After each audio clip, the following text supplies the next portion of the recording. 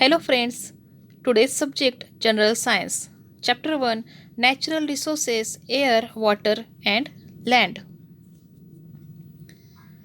Observe this picture. You can see three spheres of the earth: atmosphere, hydrosphere and lithosphere. Atmosphere means the layer of air surrounding the earth. Hydrosphere means the part of the earth covered with water, and lithosphere is the part of the earth covered with land. Now observe the picture and answer some questions. Where do we see the birds? We can see birds in the sky. It means birds and aeroplane are in the atmosphere. Where is the cow grazing? Cow is grazing on land. It means cow is grazing on lithosphere. Where are trees and road located? Trees and road are located on the lithosphere. And also we can see some fishes swimming in the water, and boat is floating on the water. It means fishes and boat are in the hydrosphere. In this way, we can see different living things and non-living things present in atmosphere, hydrosphere and lithosphere. Now, write these questions and answers in your notebook. Natural resources, नैसर्गिक साधन संपत्ती. Air, water and land are the factors important for sustaining the living world on the earth and for fulfilling their basic needs. They are called natural resources. म्हणजेच हवा, पाणी आणि जमीन या तीन गोष्टींचा उपयोग आपण आपल्या सर्व प्रकारच्या गरजा पूर्ण करण्यासाठी करत असतो. And we get air, water and land from nature, and so they are called natural resources. Air, water and land are called Earth's atmosphere, hydrosphere and lithosphere respectively. It means air means atmosphere, layer of water, hydrosphere and land, lithosphere. Next, living things and the parts of lithosphere, hydrosphere and atmosphere which they occupy are together called biosphere. Biosphere म्हणजे जीवावरण. In first picture, you have seen that different living things are present in lithosphere, hydrosphere and atmosphere. And so all these living things and the part of these three spheres which they occupy are together called biosphere. Now observe the first picture. You can see the picture of earth, and you can also see the layer of earth surrounding the earth. This layer of air surrounding the earth is called atmosphere, म्हणजेच वातावरण. The surface of the earth comprises water and land. It means hydrosphere and lithosphere. म्हणजेच काय, तर पृथ्वीचा पृष्ठभाग हा जमीन आणि पाणी या दोघांनी व्यापलेला आहे. And in the first picture you can see two colors, blue and green. The green colors shows the part of lithosphere and the blue color shows the part of hydrosphere. म्हणजेच ग्रीन कलर जो आहे त्याने आपल्याला जमिनीने व्यापलेला भाग दर्शवलेला आहे आणि blue कलरने पाण्याने व्यापलेला भाग दर्शवलेला आहे. In second picture you can see the proportion of land and water on the earth. On the earth, land is 29% and proportion of water is 71%. In this way, hydrosphere occupies large part than lithosphere. It means water is present in large quantity than land. Proportion of gases in the air. Students, air is a mixture of different gases. There are different gases present in the air along with dust particles and water vapor. You can see nitrogen, oxygen, argon, carbon dioxide, and other constituents are present in air.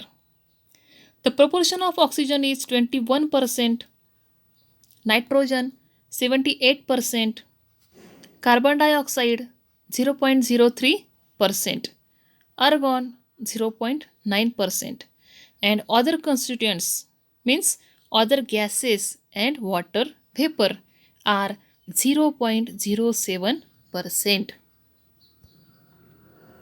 Now we are going to see uses of gases in the air. First, nitrogen. Nitrogen helps living things to build necessary proteins. म्हणजेच सजीवांमध्ये प्रोटीनच्या निर्मितीसाठी नायट्रोजनची गरज असते. It is useful in production of ammonia and in airtight packaging of foodstuffs. म्हणजे बाजारामध्ये काही अन्नपदार्थ हे आपल्याला एअरटाईट पॅकेजिंगमध्ये मिळतात. त्यासाठी आणि अमोनियाच्या निर्मितीसाठी सुद्धा नायट्रोजन गॅसचा उपयोग केला जातो. Oxygen necessary for respiration in living things and for combustion. म्हणजेच सजीवांमधील जी श्वसनाची क्रिया आहे त्यासाठी ऑक्सिजनची गरज असते. तसेच दुसरा उपयोग म्हणजे विविध प्रकारच्या ज्वलनासाठी सुद्धा ऑक्सिजनची गरज असते. Carbon dioxide. Plants use it for producing their food. वनस्पती अन्न निर्मितीच्या प्रक्रियेमध्ये कार्बन डायऑक्साईड वायूचा उपयोग करतात. Second, used in fire extinguishers. म्हणजेच कार्बन डायऑक्साईड वायू हा अग्निशामक यंत्रामध्ये सुद्धा वापरला जातो. argon, helium, neon, krypton and xenon. These gases are present in air in very small quantity. Uses of argon. Used in electric bulbs. Helium used for obtaining low temperature and also for generating lift in airships. Neon used in decorative lights like lights we use in Diwali and also used for street lighting. Krypton used in fluorescent tubes. Xenon used in flash photography. Now see these pictures. What is the similarity in the three pictures below? You can see smoke emitted by factories, vehicles, and also through fire in jungle. And all this smoke causes air pollution. Air pollution. The smoke emitted through different agencies directly mixes with the atmosphere. It means directly mixes with the air and it disturbs the balance between the constituents of air. This is called air pollution. म्हणजे आपण आत्ताच बघितलं की कारखान्यामधून किंवा वाहनांमधून तसेच विविध प्रकारच्या ज्वलनामधून जो धूर बाहेर पडतो त्यामुळे आपण यापूर्वी जे वेगवेगळ्या प्रकारच्या गॅसेसचं प्रपोर्शन बघितलं हवेमधलं ते प्रपोर्शन डिस्टर्ब होतं. म्हणजेच उदाहरणार्थ ऑक्सिजनचं प्रमाण कमी होतं, कार्बन डायऑक्साईड किंवा इतर काही जे विषारी पदार्थ असतील त्यांचं प्रमाण वाढतं आणि यालाच आपण एअर पोल्युशन म्हणजे हवेचे प्रदूषण असे म्हणणार आहोत. Harmful gases are given out through combustion of fuels in vehicles and in big industries and also through incomplete combustion of fuels like wood and coal. As a result air pollution is increasing day by day.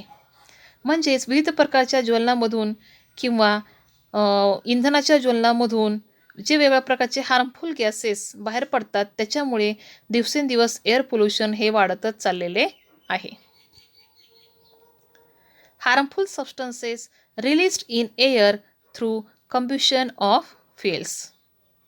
आता आपण वेगळ्या प्रकारचे harmful substances कोणते आहेत की जे ज्वलनामधून बाहेर पडतात ते पाहूया, म्हणजेच harmful gases in the air. First, nitrogen dioxide, carbon dioxide, carbon monoxide, sulphur dioxide and soot. या ठिकाणी सूट म्हणजे काजळी.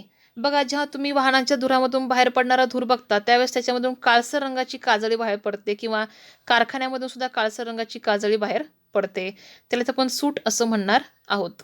So these are harmful substances released through combustion of fuels, म्हणजे इंधनातून बाहेर पडणारे harmful substances.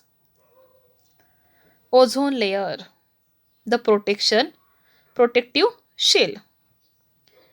There is a layer of ozone gas in the lower part of stratosphere. म्हणजे वातावरणाच्याच stratosphere नावाच्या पट्ट्यामध्ये ओझोन गॅस नावाचा गॅस प्रेझेंट असतो. Now this ozone layer is called protective shell of the earth. म्हणजे या ozone लेअरला पृथ्वीचे सुरक्षा कवच किंवा संरक्षक कवच असे म्हणतात. असे का म्हणतात ते आपण पाहूया. Ozone gas is not directly useful for the survival of living things, it is very important for living things. म्हणजे ओझोन गॅस याचा आपल्याला डायरेक्टली यूज होत नसला तरी युजफुल आहे तो. का? The ultraviolet rays coming from the sun are very harmful for living things. सूर्यामधून जे अतिनील किरणे बाहेर पडतात ते आपल्या सर्व लिव्हिंग थिंगसाठी अतिशय घातक असतात. Ozone gas absorb these raise, आणि हा ओझोन गॅस जो आहे तो सूर्याची ही अतिनील किरणं शोषून घेतो, त्यामुळे त्यांची तीव्रता कमी होते. As a result life on the earth is protected, आणि त्यामुळे पृथ्वीवरील सर्व सजीव सृष्टीचे, प्राण्यांचे आणि वनस्पतींचे त्या अतिनील किरणांपासून संरक्षण होते. And so the ozone layer is called protective shell of the earth.